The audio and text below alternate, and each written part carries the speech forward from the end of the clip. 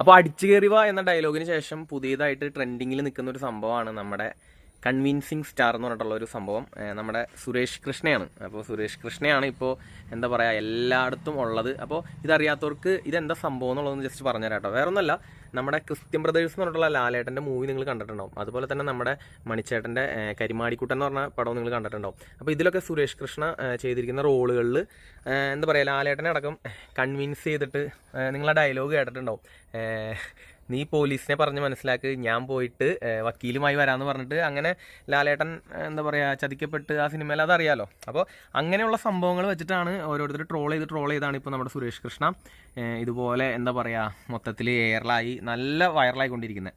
അപ്പോൾ ഇതൊക്കെ ഓരോരുത്തർ കണ്ടുപിടിക്കുന്നതാണ് കേട്ടോ. അത് സമ്മതിക്കണം അവരെ. പിന്നെ ഈ സിനിമയുടെ ഒക്കെ ഒരു പ്രത്യേകത എന്ന് പറഞ്ഞു കഴിഞ്ഞാൽ നമ്മൾ ഈ ചെയ്തിടുന്ന കാര്യങ്ങൾ അല്ലെങ്കിൽ ഒരു സിനിമ ചെയ്ത് കഴിഞ്ഞ് കഴിഞ്ഞാൽ ചിലപ്പോൾ വർഷങ്ങൾ കഴിഞ്ഞിട്ടായിരിക്കും ചിലപ്പോൾ നമ്മൾ വിചാരിച്ചതിനേക്കാൾ വലിയൊരു